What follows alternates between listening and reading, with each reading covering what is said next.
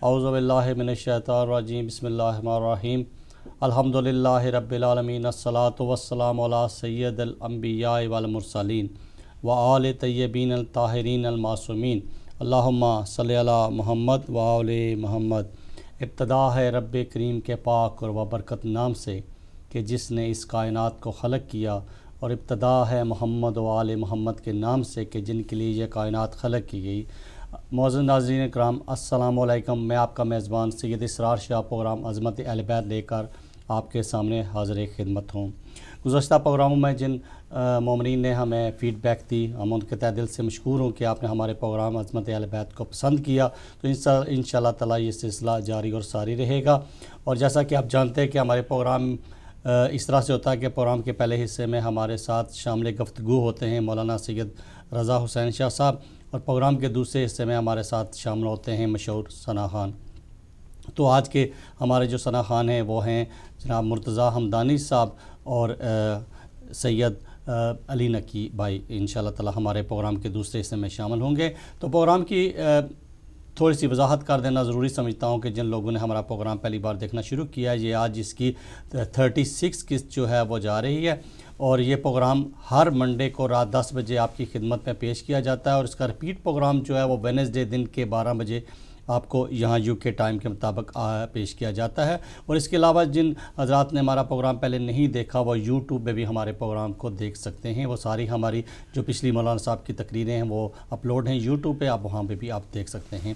تو ناظرین کرام، بغیر کسی تاخیر کے وقت پروگرام کا آغاز کرتے ہیں، اور جس طرح سے میں ہمیشہ وضاحت کر دینا ضروری سمجھتا ہوں اپنے پروگرام کی نوعیت کے، کہ ہمارے پروگرام کا بیسکلی مقصد یہی ہے کہ اتحاد بین المسلمین کی فضا کو قائم رکھنا، اور جو کشیدگیاں ہمارے مسلمانوں کے درمیان ہیں، ہمارے اہل سنت والجماعت بھائیوں کے درمیان، اس کو ختم کیا جائے، اور اس مسلمانوں کو قریب سے قریب تر لانے کی ہماری کوشش ہے، جو کہ مولانا رضا شاہ صاحب ہمیشہ اہل سنت والجماعت برادران کی کتابوں کے حوالے دے کر باتیں کرتے ہیں تاکہ کسی بھی شک و شبہ کی گنجائش نہ رہے۔ تو معزز ناظرین کرام، پروگرام عظمت اہل بیت کے ساتھ میں مخاطب ہوتا ہوں مولانا صاحب کے طرف، اور ایک سوال کے ساتھ مولانا صاحب سے آج کی گفتگو کا آغاز کرتے ہیں کہ جیسا کہ آپ جانتے ہیں کہ 4-5 پچھلے پروگرام جو ہیں وہ ہمارے چل چکے ہیں نبی کریم صلی اللہ علیہ وسلم کی وصیت اور وصی کے سلسلے میں۔ تو جو پروگرام آپ نے دیکھے ہیں وہ بھی آپ دیکھ سکتے ہیں، اور جو نہیں دیکھے وہ بھی آپ یوٹیوب میں جو آپ پروگرام دیکھ کے ہمارے ساتھ جوائن کر سکتے ہیں، کہ نبی کریم صلی اللہ علیہ وسلم کی وصیت کے بارے میں مولانا صاحب نے بڑی عمدہ انداز میں تقریریں کی ہیں پچھلے 4-5 پروگراموں میں، اور اسی سلسلے کو آگے بڑھاتے ہوئے آج ہی وہی مضمون ہے، اور یہ انشاءاللہ تعالیٰ 1-2 پروگراموں تک جو ہے وہ وصیت اور وصی کا پروگرام ہوگا، اور اس کے بعد ہم ایک دوسرا عنوان لے کے آپ کے سامنے دوبارہ پھر سے حاضر خدمت ہو جائیں گے۔ تو قبلہ صاحب کی طرف متوجہ ہوتے ہیں اور آج کے پروگرام کا آغاز کرتے ہیں۔ السلام علیکم قبلہ صاحب۔ وعلیکم السلام ورحمۃ اللہ وبرکاتہ۔ قبلہ، گزشتہ پروگراموں میں ہمارے ناظرین نے آپ کے پروگراموں کو بہت پسند بھی کیا ہے، اور اس سے استفادہ بھی حاصل کیا ہے، اور ہمیں فیڈ بیک ملتی رہتی ہے، اور ناظرین جو ہمارے ہیں وہ بہت آپ کے پروگرام کو پسند کرتے ہیں، نہ کہ اہل تشیع ہمارے حضرات جو بھائی ہیں وہ پسند کرتے ہیں، اہل سنت والجماعت کے حضرات انہوں نے بھی مجھ سے رابطہ قائم کیا ہے، اور انہوں نے آپ کو پروگرام کو بہت سراہا ہے، اور آپ کا شکریہ ادا کیا کہ آپ جو اتحاد بین المسلمین کی فضا کو برقرار رکھتے ہوئے وہ پروگرام پیش کر رہے ہیں، اور ہماری کتابوں کا حوالے دے کے آپ بات کرتے ہیں، وہ آپ کے تہ دل سے مشکور ہیں۔ تو قبلہ، پچھلے پروگرام میں جو آپ کا پروگرام جہاں پہ ختم ہوا تھا وہ میں تھوڑا واضح کر دینا چاہتا ہوں کہ آپ نے فرمایا تھا وصیت اور وصی کے سلسلے میں، کہ آپ نے فرمایا کہ نبی اکرم نے فرمایا کہ میرے بعد فتنے کھڑے ہو جائیں گے، اور جب فتنے کھڑے ہو جائیں تو علی ابن ابی طالب کا دامن پکڑ لینا، جب تمہارے درمیان اختلاف ہو تو علی کو پکڑ لینا، کیونکہ علی حق ہے، اور علی حق اور باطل میں فرق کرنے والا ہے، علی کا دامن تھامو گے تو وہ تمہیں سیدھا جنت میں لے جائیں گے۔ قبلہ، یہاں پر آپ کا بیان ختم ہوا تھا گزشتہ پروگرام کا، تو ہم آپ سے جاننا چاہیں گے کہ کیا نبی کریم صلی اللہ علیہ وسلم کی نے اور بھی کوئی اس کے علاوہ بھی کوئی وصیتیں کی ہیں؟ تو اس سے ہم آپ سے جاننا چاہتے ہیں کہ بسم اللہ قبلہ صاحب۔ صحیح ہے، بہت بہت شکریہ آپ کا۔ اعوذ باللہ من الشیطان الرجیم، بسم اللہ الرحمن الرحیم۔ الحمد للہ رب العالمین الصلاۃ والسلام علی سید الانبیاء والمرسلین وآلہ الطیبین الطاہرین المعصومین وعلی اصحابہ المنتجبین اما بعد فقد قال اللہ سبحانہ وتعالی فی کتابہ المبین وخطابہ المتین وقولہ الحق وہو اصدق الصادقین بسم اللہ الرحمن الرحیم وما آتاکم الرسول فخذوہ وما نہاکم عنہ فانتہوا واتقوا اللہ ان اللہ شدید العقاب۔ میرے محترم ناظرین و سامعین، السلام علیکم ورحمۃ اللہ وبرکاتہ۔ انتہائی خلوص کے ساتھ، ادب اور احترام کے ساتھ میں تمام ان سنی شیعہ بھائیوں کا شکر گزار ہوں جو اہتمام کے ساتھ میری تقریر سنتے ہیں۔ ماشاءاللہ بہت شکر گزار ہوں، اور ساتھ یہ ملتمس ہوں، التماس کرتا ہوں کہ میرا مقصد صرف واہ واہ کرانا نہیں یا اپنی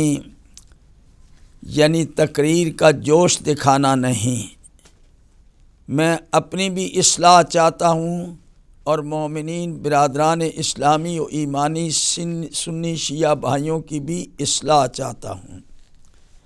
ہمارے اندر گیپ جو ہے اختلافات کا، اس کو کم کرنے کی پوری کوشش کی جاتی ہے۔ بے شک بلا ماشاءاللہ۔ اور اس اعتبار سے میرے پاس میں جو بھی کتابیں پیش کرتا ہوں وہ اہل سنت برادران کی معتبر کتب ہوتی ہیں، جن کے حوالے سے تفصیلاً گفتگو کرتا ہوں۔ بے شک۔ اور اس سے نظریہ اور میرا مطمع نظر یہ ہے کہ میرے بھائی غور سے سنیں اور شیعہ کے متعلق ان کی جو غلط فہمی ہے اس کو دور کریں۔ شیعہ مسلمان ہیں، بہترین مسلمان ہیں۔ بے شک۔ ہم جتنے بھی اسلام کلمہ پڑھنے والے جتنے بھی مسلمانوں کے گروہ ٹولے ہیں، ہم سب کو مسلمان سمجھتے ہیں۔ سبحان اللہ۔ تمام مسلمانوں کے لیے اتحاد کی دعوت ہے۔ تو آج یہ جو سلسلہ میں نے شروع کیا وصیت کے بارے میں، ہمارے برادران اسلامی و ایمانی اہل سنت والجماعت کا، یہ میں نے ٹی وی چینل کے اوپر تقاریر بھی سنی ہیں اور کئی لوگوں سے بالمشافہ گفتگو بھی ہوئی۔ ہمارے بھائی یہ بڑے زور کے ساتھ کہتے ہیں کہ رسول اکرم صلی اللہ علیہ وآلہ وسلم نے کسی کو اپنا خلیفہ نہیں بنایا، کسی کو اپنے بعد امام قرار نہیں دیا بائی نیم، اور کسی کو اپنا وصی نہیں بنایا۔ یہ اس سلسلے میں گفتگو دو عنوانات کے تحت میں نے شروع کی تھی، پہلے امامت کے بارے میں، امامت کے بعد پھر خلافت کے بارے میں، شیعہ نقطہ نظر پیش کیا مسلمات اہل سنت والجماعت سے، اور اب وصی کے بارے میں گفتگو کا سلسلہ جاری ہے۔ میں پہلے کچھ تقاریر اس ضمن میں آپ کی خدمت میں پیش کر چکا ہوں، اور آج کی تقریر اپنی نوعیت کی واحد اور الگ تھلگ تقریر ہے، اور حقیقت میں اگر ہم غور کریں تو وصیت کے بارے میں یہ نتیجہ ہوگا میری تقاریر کا، آخری تو نہیں، اس کے بعد بھی دو چار تقریریں ہوں گی، لیکن اس کو آخری سمجھیں۔ یہ بہت ہی امپارٹنٹ موضوع ہے، اور سنی شیعہ بھائیوں کے درمیان آپ کی غلط فہمیوں کا ازالہ کرتا ہوں۔ ساتھ ہی یہ عرض کرنا چاہتا ہوں کہ میرے برادران اہل سنت جو سنتے ہیں، اگر ان کے دل میں اگر وہ سوچیں اور سمجھیں اور یہ خیال کریں کہ میں کوئی غلط بیانی کر رہا ہوں یا میں حوالہ غلط دے رہا ہوں، تو بڑی خوشی سے آپ میری اصلاح کر سکتے ہیں۔ میں چونکہ شیعہ گھرانے میں پیدا ہوا ہوں، شیعہ مسلمات کے مطابق تعلیم ہوئی ہے، لیکن شوق جو میں نے مطالعہ کیا ہے وہ شیعہ کے ساتھ ساتھ اہل سنت کی کتابوں کا گہرا مطالعہ کیا ہے۔ اس لیے جاننے کے لیے تو اگر میری کسی تقریر میں کوئی آپ کو جھول نظر آئے، کوئی آپ کو خامی نظر آئے، تو آپ اس کے ذریعے سے میری اصلاح کر سکتے ہیں۔ میں شکر گزار ہوں گا۔ آپ اسی ٹی وی چینل کے ذریعے سے اپنا مدعا پیش کر سکتے ہیں۔ تو میں نے ابھی آپ کی خدمت میں جو آیت تلاوت کی ہے، سورہ حشر کی ایک مشہور آیت ہے۔ اللہ تبارک و تعالیٰ کا ارشاد گرامی ہے، وَمَا آتَاكُمُ الرَّسُولُ فَخُذُوهُ، اور جو کچھ رسول پاک صلی اللہ علیہ وآلہ وسلم جو کچھ رسول پاک آپ کو دے دیں وہ لے لو، جو کچھ بھی دیں۔ اب یہ کہنے والی اللہ کی ذات ہے، اور جس سے وہ منع فرما دیں، روک دیں، اس سے رک جاؤ۔ اس میں کوئی کنڈیشن نہیں ہے، ایکسیپشن کا کوئی صیغہ نہیں ہے۔ یہ آیت اپنے معنی کے اعتبار سے مطلق آیت ہے۔ اصول تفسیر میں تفسیری نقطہ نظر سے آیات کی بہت سی قسمیں بیان کی جاتی ہیں۔ ان میں ایک نوع ہے یہ کہ مطلق اور مقید، خاص اور عام، اور ناسخ منسوخ۔ یہ پہلے جاننا پڑتا ہے قرآن مجید کی تفسیر بیان کرنے سے کہ اصول تفسیر کیا ہیں، مقدم اور مؤخر، محکم اور متشابہ۔ ان آیات کا سمجھنا ضروری ہوتا ہے۔ اب یہ آیت اپنے معنی کے اعتبار سے مطلق ہے، مقید نہیں ہے۔ کہنے والی اللہ کی ذات ہے، جو کچھ میرا حبیب میرا رسول تم کو دے دے اس کو لے لو، اور جس سے وہ روکیں رک جاؤ۔ یہ اللہ تعالیٰ کا ارشاد ہے، فَاتَّقُوا إِنَّ اللَّهَ شَدِيدُ الْعِقَابِ وَاتَّقُوا اللَّهَ إِنَّ اللَّهَ شَدِيدُ الْعِقَابِ۔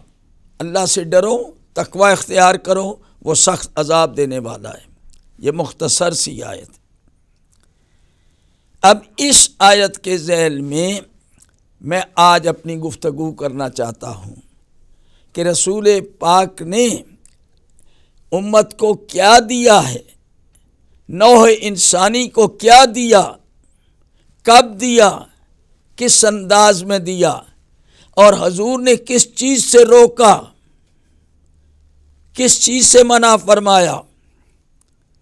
امر اور نہی کے اعتبار سے آج ہم اس آیت کے ذیل میں گفتگو کریں گے کہ جناب رسالت مآب نے، پہلے میں آپ کی خدمت میں پیش کر چکا ہوں، میدان عرفات میں اپنے حج کے خطبے میں جو تاریخی خطبہ تھا، اللہ کے حکم کے مطابق وہ سارے کا سارا خطبہ آپ نے ارشاد فرمایا، اور اس خطبے کے اینڈ کے اوپر آپ نے اپنے وصال کے بارے میں خبر دی، اور پھر یہ کہا کہ میں تمہارے درمیان تمہاری ہدایت کے لیے 2 چیزیں چھوڑ کے جا رہا ہوں۔ یہ بڑے وثوق کے ساتھ حضور نے فرمایا، ایک قرآن مجید ہے اور ایک میری ذریت، میری آل، میری عطرت، میرے اہل بیت ہے۔ تفصیلات دے چکا ہوں۔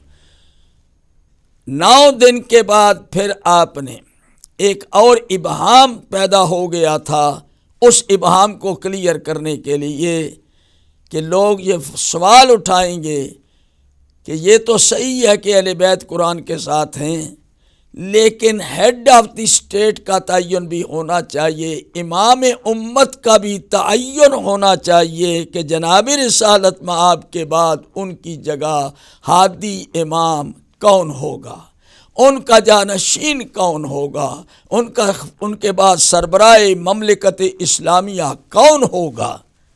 یہ بہت امپارٹنٹ تھا، لہذا رسول اکرم صلی اللہ علیہ وآلہ وسلم نے 9 دن کے بعد اللہ کے فرمان کے مطابق جم غفیر، وہی مجمع حج کا سارا غدیر خم کے میدان میں آپ کے ساتھ ہے، اور وہاں اللہ کا حکم آیا اور آپ نے امیر المومنین حضرت علی علیہ السلام کو ممبر پہ اپنے ساتھ کھڑا کر کے اہل بیت کی تعریف کی، پھر حضرت علی کے فضائل بیان کیے، حضرت علی کا مقام لوگوں کو بتایا، اور پھر آخر میں حضرت علی کو اپنا وصی قرار دیا اور اپنا نائب قرار دیا، اپنا جانشین اور خلیفہ قرار دیا۔ پھر اس کے بعد آپ نے رسم جو خلافت ہے اس کو پورا کیا، حضرت علی علیہ السلام کو ابا قبا پہنا کر اپنا لباس زیب تن کرا کے امامہ ان کے سر پر اپنے ہاتھ سے باندھا، اور یہ دستار فضیلت اور دستار خلافت مجمع عام کے سامنے اللہ کے فرمان کے مطابق رسول اللہ نے حضرت علی کو تاج پہنایا خلافت کا۔ سبحان اللہ۔ تمام لوگوں نے آپ کو مبارک دی۔ تو اس کے بعد آج کا موضوع شروع ہوتا ہے۔ سبحان اللہ، ماشاء اللہ۔ میرے محترم ناظرین و سامعین، آپ یہ سمجھ لیجئے کہ جناب ختمی مرتبت اپنے وصال کی خبر دے چکے ہیں۔ اب مدینے میں جب لوگ واپس آئے تو وہ لوگ کہ جو منافق تھے، جن کے دلوں میں روگ تھا، جن کے دلوں میں کجی تھی، اور جو دل سے مومن نہیں ہوئے تھے، مجبوراً سیاست کے تحت اسلام کا کلمہ پڑھا، اندر سے وہ کافر ہی رہے، ان کا تذکرہ اور تعارف میں کرا چکا ہوں۔ تو یہ یاد رکھیے گا، ان لوگوں نے، ان کے اندر یہ پروپیگنڈا شروع ہوا کہ علی علیہ السلام کے بارے میں ہم ان کی حکومت پسند نہیں کرتے۔ میرے محترم سامعین، یہ ایک فیکٹ ہے، تاریخی حقیقت ہے، اور قرآن اور حدیث اس کی شاہد ہے۔ سبحان اللہ، ماشاء اللہ۔ اور رسول اکرم نے حضرت علی علیہ السلام کو اپنے پاس بلا کے اس سے آگاہ کیا۔ اب یہ بھی یاد رکھیں، 18 ذی الحج، اس کے بعد ہے محرم، پھر صفر۔ محرم اور صفر کے 2 مہینے ہیں آپ کی زندگی۔ آپ اندازہ کریں، اہل سنت کے تاریخی حقائق کے مطابق اور ان کی روایات کے مطابق ربیع الاول کی 12 تاریخ کو آپ کا وصال ہوا، تو زیادہ سے زیادہ رسول اللہ کی زندگی اب کتنی ہے؟ جب آپ 18 ذی الحج میں اعلان کرنے کے بعد واپس آئے تو لوگوں کے اندر چیمے گوئیاں سنی، جو لوگ حضرت علی علیہ السلام سے نفرت کرتے تھے۔ اور یہ بھی آپ یاد رکھیں، حضور پاک نے لگی لپٹی نہیں چھوڑی، کلیئر کیا ہے۔ یمن کی مہم اس سے پہلے ہو چکی ہے، بالکل اس کے فوراً بعد حج کے ایام شروع ہو جاتے ہیں۔ حضرت علی علیہ السلام کو ہائی کمانڈ دے کر یمن کی مہم پر بھیجا۔ حضرت علی علیہ السلام نے اولاً ان لوگوں کو اسلام کی تبلیغ کی، مسلمان بنایا، اور جو ریلیکٹنٹ تھے، جو اسلام کے ساتھ مقابلہ کرتے تھے، نبرد آزما ہوئے، ان سے جنگ کی امیر المومنین علی ابن ابی طالب علیہ السلام نے۔ آخر فتح ہوئی اور بہت سا مال غنیمت حضرت علی علیہ السلام نے حاصل کیا۔ یہ مارکا حضور کے وصال کے چند مہینے بعد پہلے کا ہے، یعنی لیٹسٹ حضور کی ایکٹیویٹیز میں اور حضرت علی علیہ السلام کے زرین کارناموں میں یہ روشن کارنامہ ہے جو آپ نے یمن کی مہم کو سر کیا، لوگوں کو مسلمان کیا، مال غنیمت لیا اور پھر حج کے لیے رسول اللہ کے پاس آ گئے۔ اس کے بعد حج شروع ہو جاتا ہے۔ تو اب حج میں آپ نے یہ خطبہ دیا میدان عرفات میں، اور 18 ذی الحج کو خطبہ دیا غدیر میں، اور حضرت علی علیہ السلام کو بٹھایا۔ اب یہ آپ جو چاہیں ترجمہ کریں، جو چاہیں آپ اس کو ٹرانسلیٹ کریں اور مفہوم سمجھیں، لیکن یاد رکھیے گا رسول اکرم نے یہ لفظ کہے، جس کا میں مولا ہوں اس کا علی مولا ہے۔ سبحان اللہ۔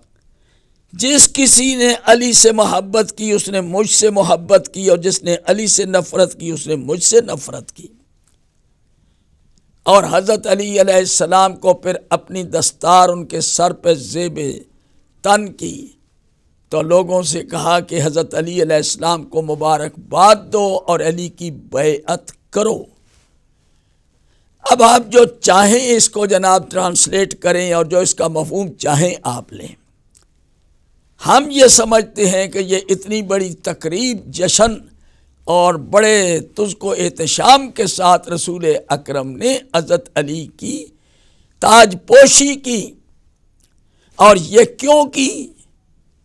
اب دعوت ذوالعشیرہ ابتدا میں حضور نبی کریم صلی اللہ علیہ وآلہ وسلم نے یہ فرمایا تھا، مجمع کو خطاب کیا، اور یہ بھی فرمان الہی کے مطابق ہے، میرے حبیب سب سے پہلے اپنے قرابت داروں کو، اولاد عبد المطلب کو جمع کر کے انہیں تبلیغ کرو۔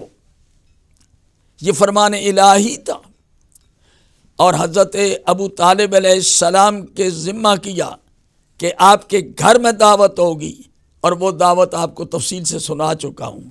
وہاں رسول اکرم نے الفاظ کہے تھے، میں بہترین چیز لایا ہوں تمہارے لیے، قد جئتکم بخیر الدنیا والآخرہ ایکم یوازرنی علی ھذا الامر علی ان یکون اخی و وصیی و خلیفتی فیکم۔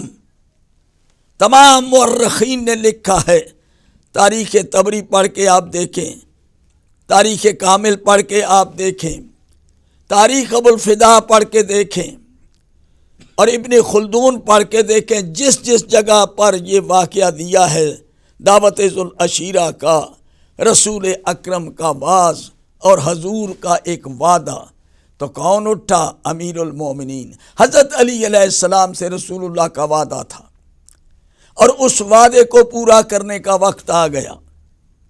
جب رسول اکرم دنیا سے جانے لگے تو اللہ کے حکم کے مطابق بلغ ما انزل الیک من ربک وان لم تفعل فما بلغت رسالتہ واللہ یعصمک من الناس۔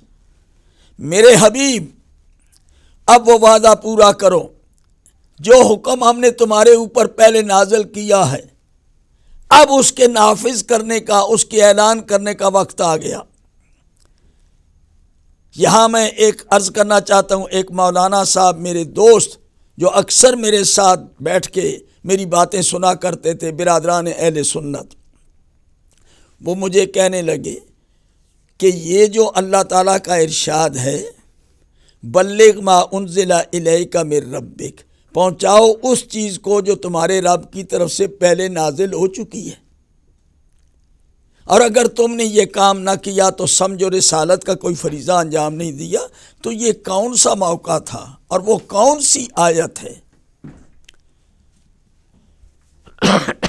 معاف کرنا، وہ کون سی آیت ہے؟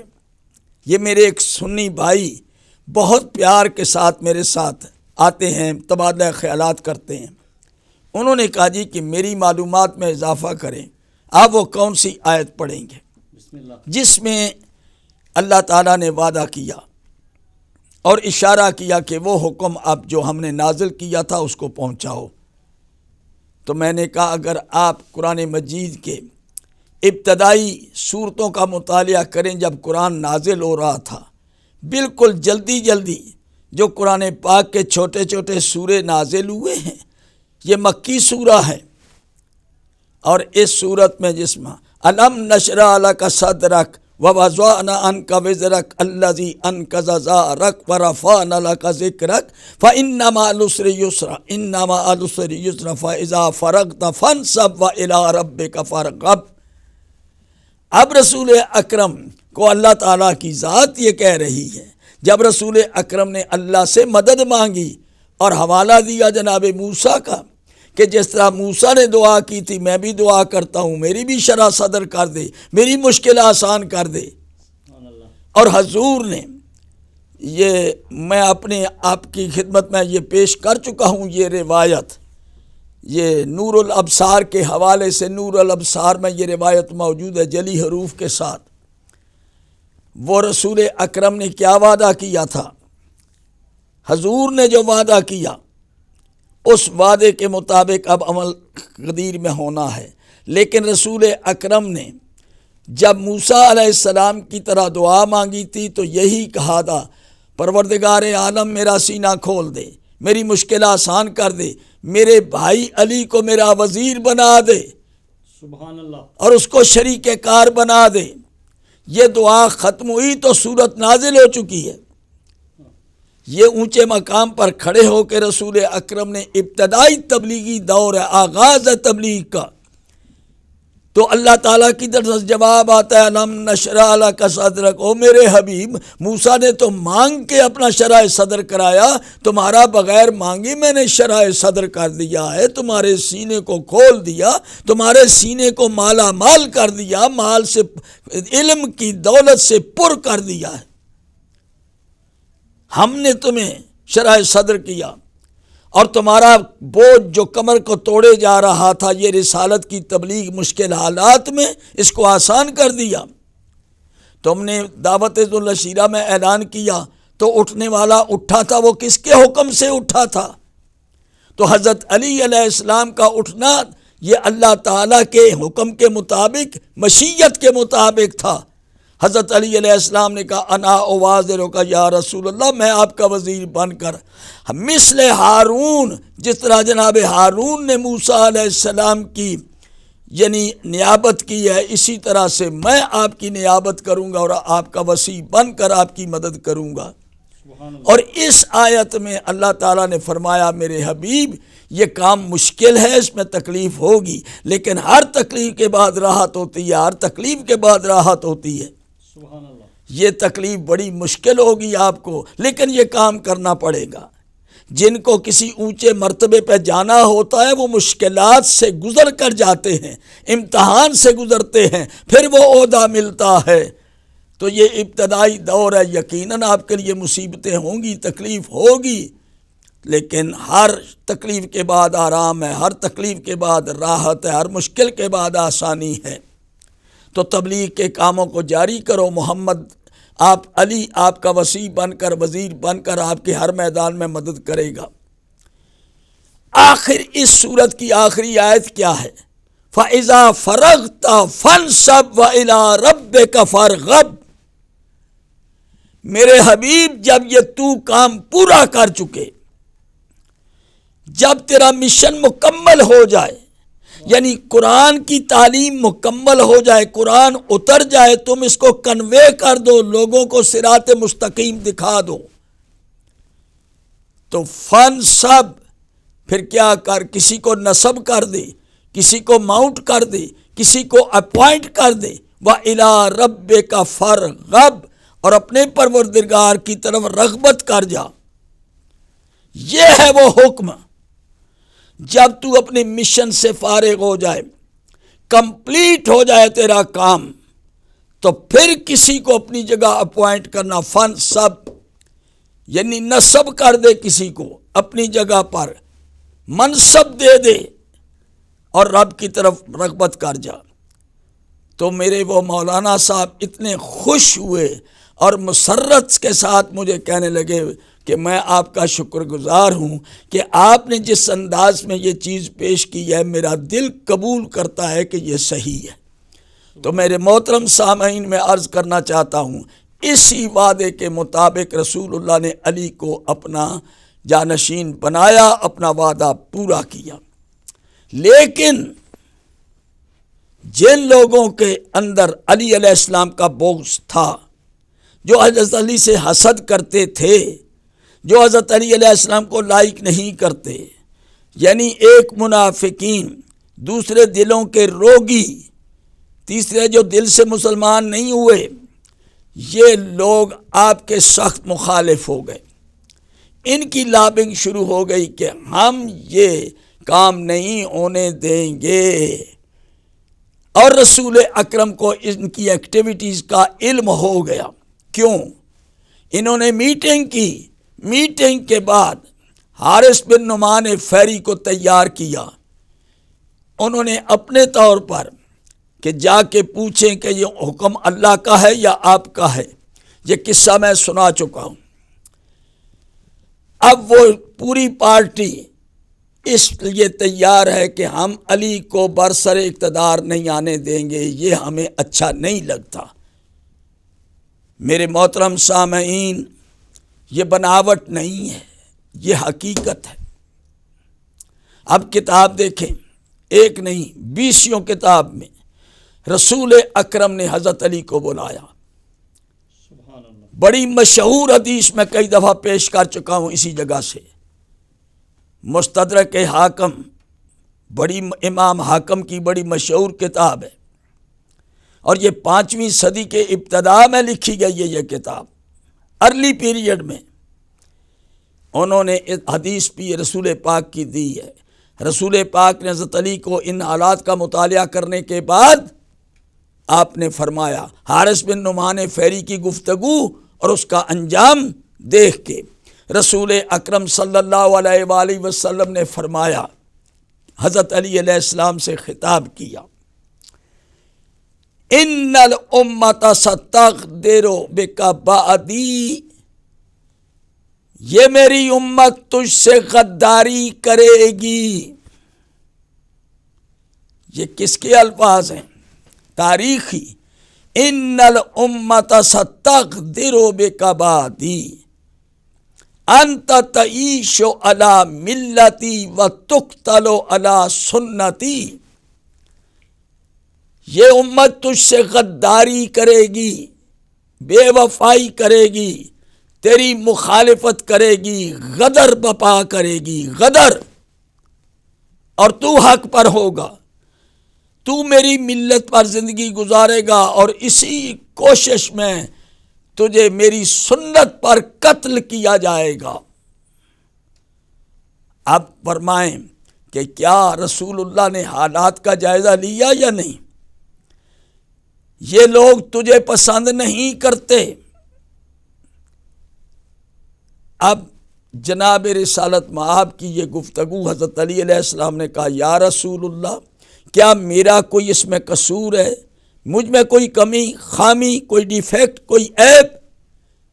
آقا نے کہا، ہرگز نہیں۔ انت علی الحق، انت علی الحق، علی تو حق پر ہوگا۔ سبحان اللہ۔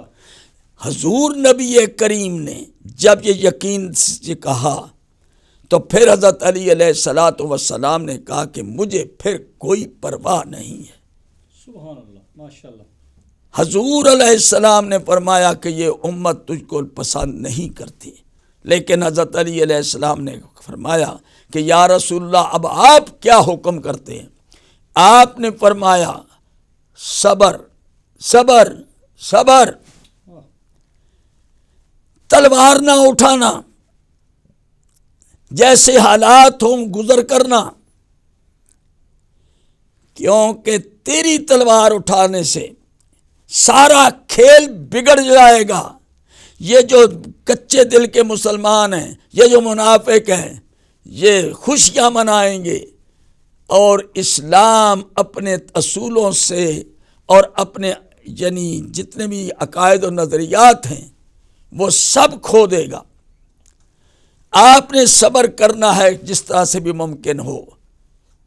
تو حضرت علی علیہ السلام نے رسول اکرم کے فرمان کے مطابق اگرچہ آپ کا حق تھا لیکن آپ نے صبر کیا اور اتفاق کیا اور بہترین اپوزیشن کا رول ادا کیا حضرت علی علیہ السلام نے۔ حضرت ابو بکر رضی اللہ عنہ، حضرت عمر رضی اللہ عنہ کے ساتھ ان کی تائید کی اور ان کی مدد کی، ان کے مشورے دیے۔ اس کو کہتے ہیں اپوزیشن۔ تعاونوا علی البر والتقوی، دیکھو جو نیکی کے کام ہیں ان میں تعاون کرو، یہ بہت اچھی بات ہے۔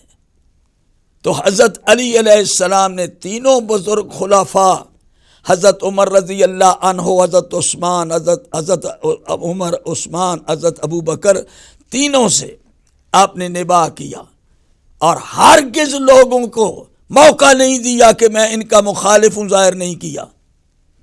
یہ ہے اسلام کی تائید اور اسلام کی مدد۔ جب چوتھے نمبر پر آئے وہی لابی، وہ جو حضرت علی کو نہیں دیکھنا چاہتے تھے، وہ کھل کے سامنے آ گئے اور اس کی بھی رسول اکرم نے پیشگوئی کر دی۔ حضور نے فرمایا علی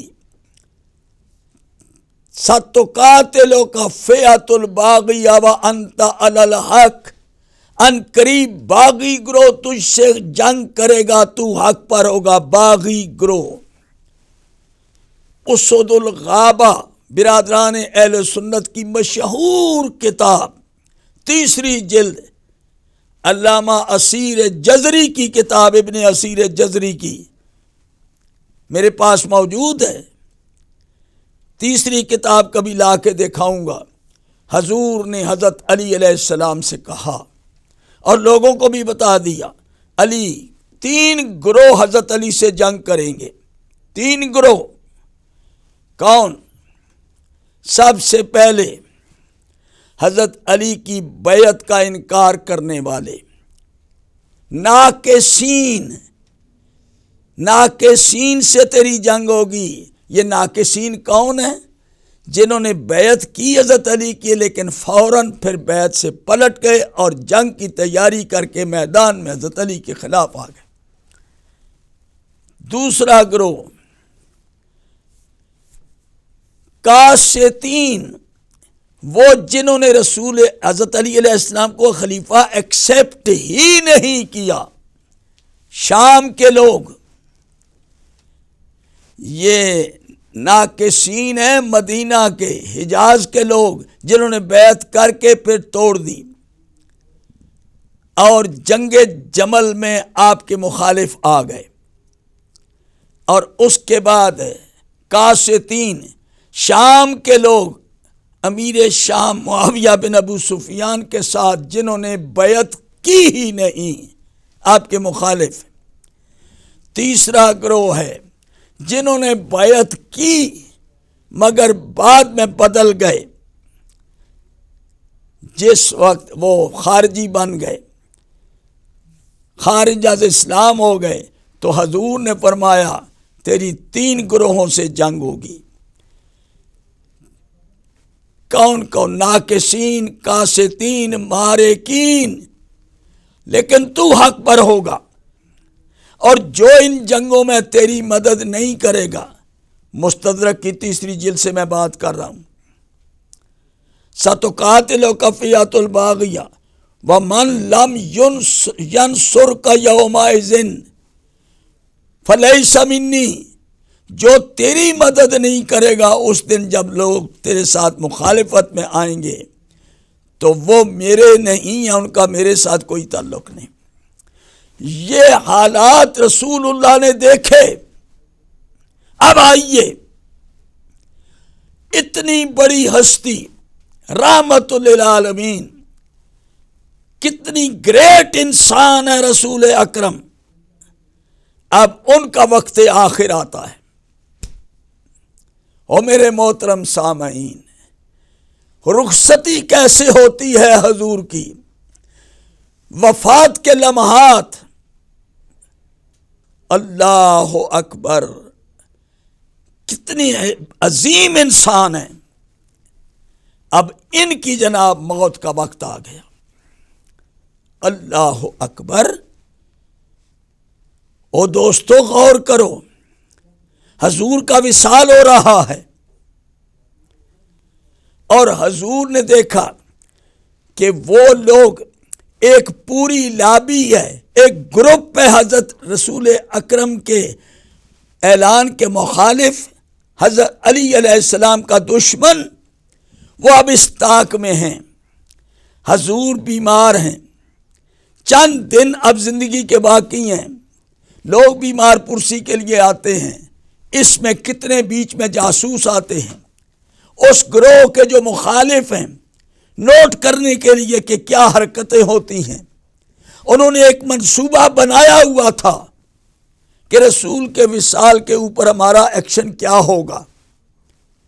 علی کو برسر اقتدار نہیں آنے دیں گے. اور میرے محترم سامعین، رسول اکرم کو سب علم ہو چکا ہے اور رسول اکرم نے حضرت علی کو بتا دیا کہ یہ تیرے ساتھ غداری کریں گے، یہ تجھے آنے نہیں دیں گے.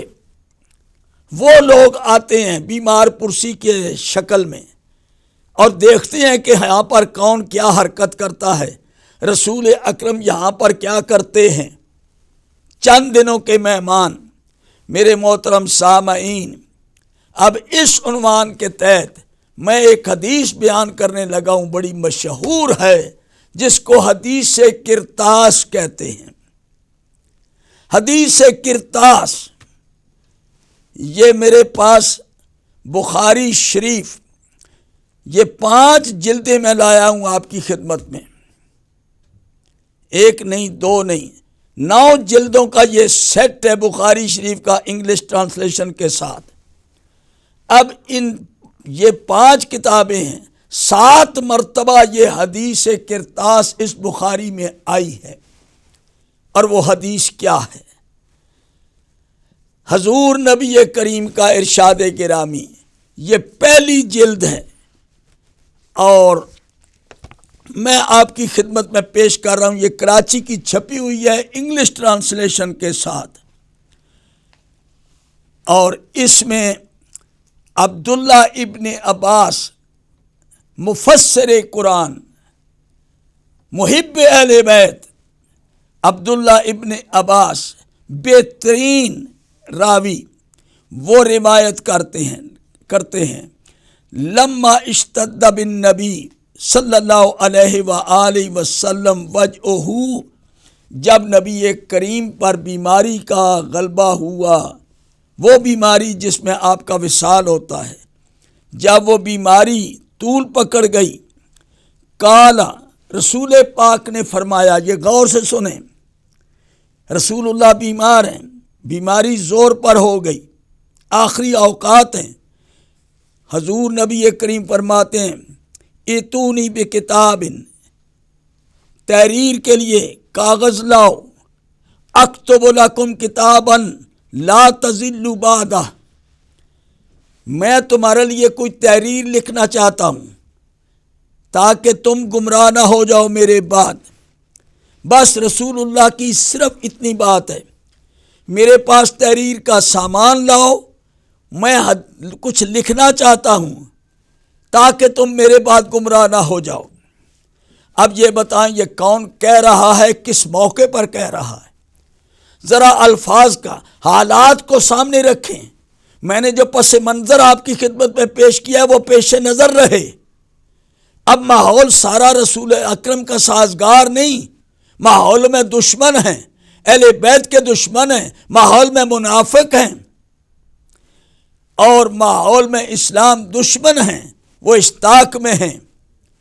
ایسی ماحول کو سٹڈی کرنے کے بعد رسول اکرم نے یہ فرمایا لاؤ تحریر کا سامان، میں لکھ دوں تاکہ تم میرے بعد گمراہ نہ ہو جاؤ. میرے محترم سامعین، معاف کرنا، اب آپ ایمانداری سے بتائیں یہ کون شخصیت ہے؟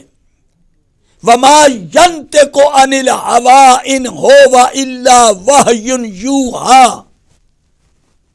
یہ مقام ہے رسول اکرم کا کہ کبھی بھی اپنے لبوں کو حرکت نہیں دیتا، زبان سے جو کہتا ہے وہ وحی ہوتی ہے. بے شک.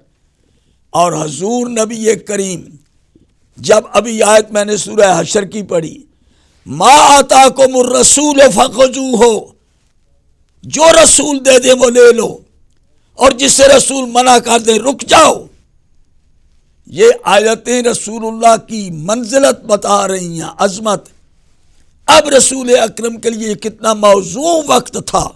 کہتے ہیں کوئی وصیت نہیں کی، رسول اکرم مانگ رہے ہیں لاؤ، تمہارے حالات بگڑتے ہوئے مجھے نظر آ رہے ہیں، لاؤ کچھ لکھ دوں. جب رسول اکرم نے یہ جملے کہے، کتنے پیارے جملے تھے. لاؤ قلم دبات، اکتب لکم کتابا لا تضلوا بعدا، تمہارے لیے تحریر لکھ دوں کہ تم میرے بعد گمراہ نہ ہو جاؤ. قال عمر، انہوں نے رضی اللہ نہیں لکھا، میں پڑھ رہا ہوں. قال یعنی حضرت عمر رضی اللہ عنہ نے کہا، ان النبی علیہ الصلاۃ والسلام غلبہ الوجہ. حضرت عمر ارشاد فرما رہے ہیں کہ بے شک نبی پر درد کا غلبہ ہے، بیماری کا غلبہ ہے. عندنا کتاب اللہ، ہمارے پاس اللہ کی کتاب موجود ہے. حسبنا، بس کتاب کافی ہے. اس وقت یہ بیماری کی وجہ سے رسول اکرم بیماری کے غلبے میں ہیں، شدت ہے، ہمارے لیے کتاب کافی ہے، تحریر کا سامان دینے کی ضرورت نہیں ہے. فاختلفوا، پس جتنے لوگ وہاں جمع تھے اختلاف پیدا ہوا. وکثر اللغط، یعنی جھگڑا ہوا، شور ہوا اور فساد کی صورت نکل آئی. لوگوں نے اختلاف کیا اور شور و غوغا ہوا. جب یہ لوگ، حضور نے حکم دیا کہ لاؤ قلم دوات، میں لکھ دوں کہ گمراہ نہ ہو جاؤ. یہ بڑی صاف اور پاک اور پاکیزہ بات تھی، اس میں کوئی ایمبیگوٹی، کوئی ابہام، کوئی تردد، کوئی تذبذب نہیں تھا. صرف حضرت عمر رضی اللہ عنہ کا یہ کہنا کہ رسول اکرم کا اس وقت بیماری کا غلبہ ہے، ہمارے لیے کتاب کافی ہے، بس. اب اس کے اوپر کچھ لوگ کہتے تھے کہ کیوں رکاوٹ بن رہے ہیں آپ، رسول پاک کو دیں سامان تحریر کا، لکھیں. تو حضرت عمر کے ساتھی جتنے تھے وہاں پر، انہوں نے کہا کہ نہیں. تو اب یہ دو گروپ بنے اور جھگڑا شروع ہو گیا. یہ سید و سردار دو جان کا دنیا سے جا رہا ہے. اب ان کی حکم عدولی اور حکم فرمانی کا اندازہ کر لیں کہ کتنے فرمان بردار ہیں اور کتنے آپ کے حکم کا انکار کر رہے ہیں. کیا رسول اللہ کے نزدیک یہ فساد جائز تھا؟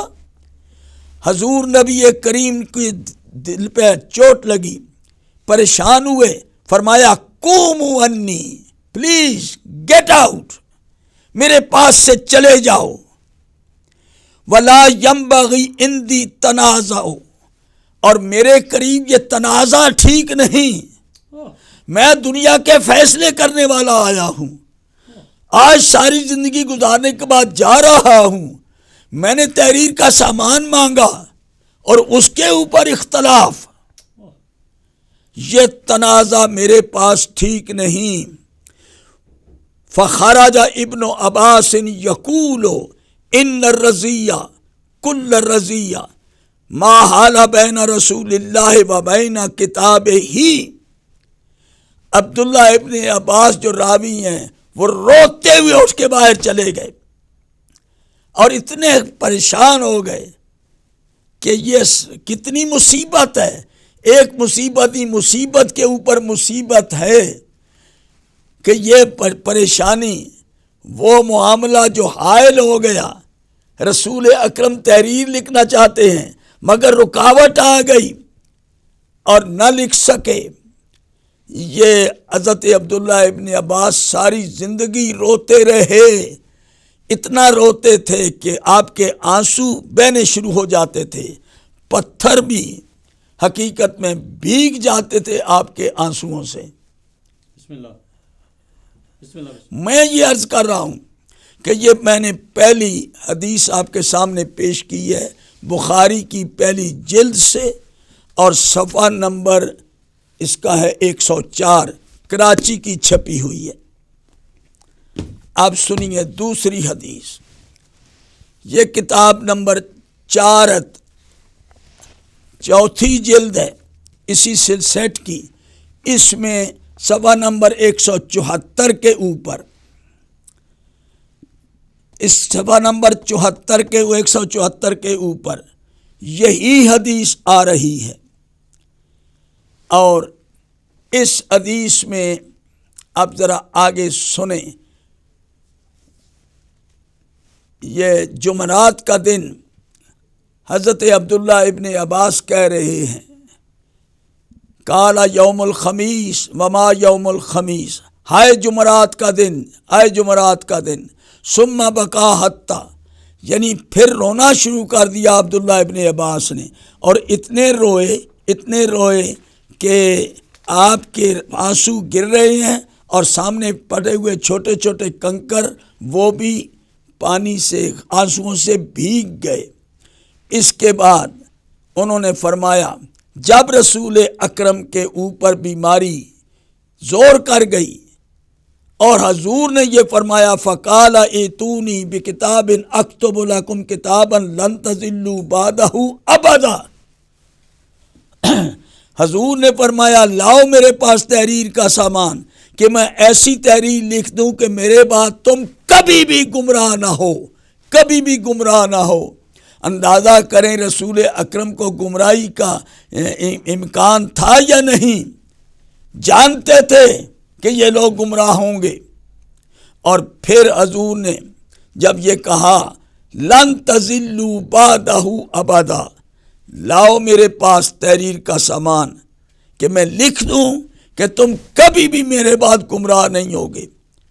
فتنازعوا، تنازع شروع ہو گیا، ولا ینبغی عند النبی تنازع، نبی کریم کے پاس تنازع شروع ہو گیا، اور نبی کریم کے پاس تنازع اچھا نہیں۔ وَأُوصِي عِندَ مَوْتِهِ، اب وصیت آ رہی ہے، وَأُوصِي عِندَ مَوْتِهِ بِثَلَاثٍ، 3 باتوں کی رسول اللہ نے وحی کی، وحی وصیت۔ اوسی عند موتہ، رسول اکرم نے اپنی موت کے وقت 3 باتوں کی وصیت کی۔ کون سی؟ نمبر 1، اخرجوا المشرکین من جزیرۃ العرب، جزیرۃ العرب سے مشرکین کو نکال دو عزت آبرو کے ساتھ، کیونکہ اللہ تطہیر چاہتا ہے اس ایریے کی کہ یہ ایریا پاک ہوگا، اس میں کوئی مشرک نہیں ہوگا، ظلم کے ساتھ نہیں، صحیح رواداری کے ساتھ ان کو دے دلا کے رخصت کرنا ہے۔ ایک بات، مشرکین سے جزیرۃ العرب کو خالی کرو۔ وَعَجِیزُ الْوَفْدَ نَاوِ مَا كُنْتُ عَجِیزُهُمْ، اور جو باہر سے وفد آتے ہیں بغیر کسی امتیاز کے ان کی آؤ بھگت کرو، ان کو انٹرٹین کرو، جیسے میں باہر کے آنے والے وفدوں کو ڈیل کرتا ہوں، تو ان کو دشمن نہ سمجھنا، ان کے ساتھ ڈیل کرو اسی طرح جیسا میں ان کے ساتھ ڈیل کرتا تھا۔ 2 وصیتیں رسول اللہ نے کی، وفات کے وقت کہیں۔ یہ بخاری شریف کی 4 جلد سے پڑھ رہا ہوں میں آپ کی خدمت میں، اور اس کا صفحہ 174 ہے، کراچی کی چھپی ہوئی ہے انگلش ٹرانسلیشن کے ساتھ۔ تیسری وصیت آپ نے کی، حضور فرماتے ہیں، اب تیسری وصیت جب آپ نے کی وہ راوی بھول گیا۔ اب ثالثہ جو تیسری ہے، قال یعقوب بن محمد سألت المغیرہ بن عبد الرحمن بن جزیرہ ان جزیرۃ العرب فقال مکہ والمدینہ والیمام والیمن۔ تو اب تیسری نصیحت جو ہے وہ راوی بھول گیا، راوی کو یاد نہیں۔ میں آپ کی خدمت میں یہ عرض کرنا چاہتا ہوں، دو وصیتیں راوی کو یاد ہیں، تیسری راوی کو وصیت یاد نہیں۔ اب آئیے اس کا صفحہ نمبر 237، یہی چوتھی جلد ہے، 237 کے اوپر یہ حدیث پھر آ رہی ہے۔ یہ عنوان الگ الگ باب میں آ رہے ہیں، عنوان الگ الگ عنوان کے تحت آ رہے ہیں۔ سعید بن جبیر عن ابن عباس رضی اللہ عنہما یقول یوم الخمیس وما یوم الخمیس ثم بکا حتی بل دمعہ حصا۔ اتنے ہوئے کہ آپ کے سامنے کنکر جو ہے وہ پانی سے تر ہو گئے آنسوؤں سے۔ حضور نے کیا کہا؟ ایتونی بکتف اکتب لکم کتابا لا تضلوا بعد ابدا، تحریر کا سامان لے کے آؤ، میں تمہارے لیے لکھ دوں کہ تم کبھی گمراہ نہ ہو جاؤ اس کے بعد۔ فتنازعوا، سبحان اللہ، رسول پاک کیا کہتے ہیں اور امت تنازع کر رہی ہے۔ اور میرے دوستو غور کرو، یہ کہنے والی ہستی کون ہے، کس مقام پر کہہ رہی ہے کہ میں لکھ دوں کہ تم کبھی گمراہ نہیں ہوگے۔ تو اب فتنازع، اس کے اوپر پھر تنازع شروع ہو گیا۔ رسول اکرم کہتے ہیں لاؤ فتنازعوا ولا ينبغي عند نبی تنازع، نبی کریم کے پاس تنازع ٹھیک نہیں۔ ما لہ احجر استفہموہ، اب ایک کہنے والا کیا کہہ رہا ہے، اور میرے محترم سامعین ذرا غور فرمائیں، ایک کہنے والا اس مجمع میں یہ کہہ رہا ہے، فقالو، بلکہ جمع کا صیغہ ہے، ان لوگوں نے جو تنازع کر رہے ہیں وہ قلم دوات نہیں دے رہے، تحریر کا سامان نہیں دے رہے، فقالو ما لہ کوسچن مارک۔ اب وہ کہتی ہیں ارے اس کو کیا ہو گیا ہے، یہ کس کے بارے میں کہہ رہے ہیں؟ ما لہ، اس کو کیا ہو گیا ہے، استفہموہ، اس کو سمجھاؤ۔ اللہ اکبر، یہ کیا ضد کر رہا ہے، بار بار کہہ رہا ہے لاؤ قلم دوات میں لکھوں، اس کو ہو کیا گیا ہے، اس کو سمجھاؤ۔ جس وقت لوگ آ رہے ہیں کہ آپ کو کیا ہو گیا ہے، کیا چاہتے ہیں آپ، تو حضور جواب دیتے ہیں ضروري، مجھے چھوڑ دو، مجھے چھوڑ دو۔ اب یہ رسول اکرم دو جہان کے۔ جی بسم اللہ، ناظرین اکرام، وقت ہوا چاہتا ہے ایک بریک کا۔ بہت انداز میں مولانا صاحب تقریر فرما رہے ہیں وصیت اور وصیت کے سلسلے میں، اس سلسلے کو جاری رکھیں گے۔ وقت ہوا چاہتا ہے مختصر بریک کا، ملتے ہیں مختصر بریک کے بعد۔ والسلام علیکم ورحمۃ اللہ وبرکاتہ۔